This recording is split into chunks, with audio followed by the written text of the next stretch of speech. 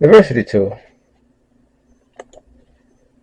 Cleaning those throw rugs that you have in your house or your apartment, and some of them are thick, plush, and dirt gets in them, and they just collect so much dirt and dust from the top, on the bottom, and the fabric. And sometimes just running a machine over it is not enough. So I asked someone, did they need help cleaning their rugs? And she said, yes, I have one in the storage shed outside. And it's so ugly, I'm messed up. I just don't even, I may just give it away, throw it away. It just doesn't come clean. So I thought, I'm going to clean it for you. So I went over and got it out the shed and laid it down, and I got me some dishwashing soap and Dawn dishwashing soap, and got me a scrub brush, and I added a little bleach and some hot water. The key to this is the hot water and just a little bleach and scrub brush. Now, this particular rug here, this was so thick that I knew I had to go to each design and scrub them one by one.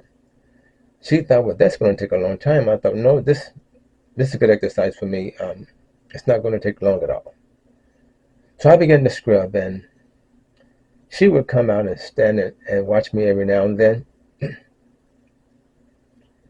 And when she seen how clean this rug was becoming, she went back in the house and she was dragging out another big rug. She came out and asked me, you want to clean another one? So she went and grabbed another one. And I think I ended up with 5 rugs before everything was over with. But I used a commercial shampoo. I think it's a Bristle shampoo. It has a detachment wand where you can use that on there also.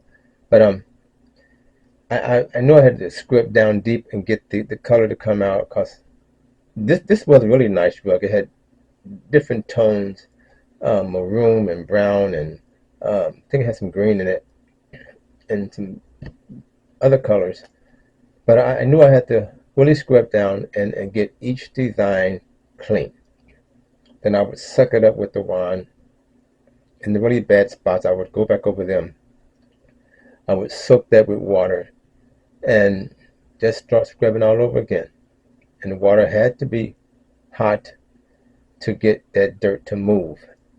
And just going the circular motion, then reversing that over and over again. And it was really good exercise for me. And it was pretty hot that day.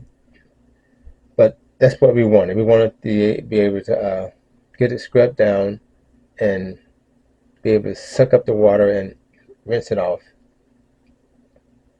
and make the rug look really nice and clean. Here I have a close-up shot.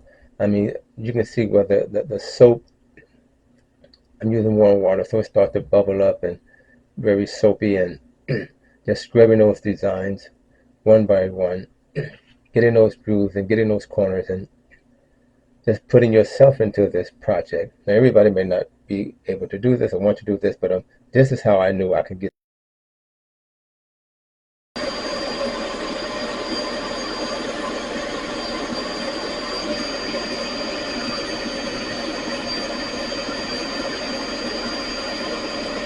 this rug to shine and be used again. And once I finished scrubbing and had it sitting on the sun, she just couldn't wait to get it back in the house to set her table on top of it in the living room.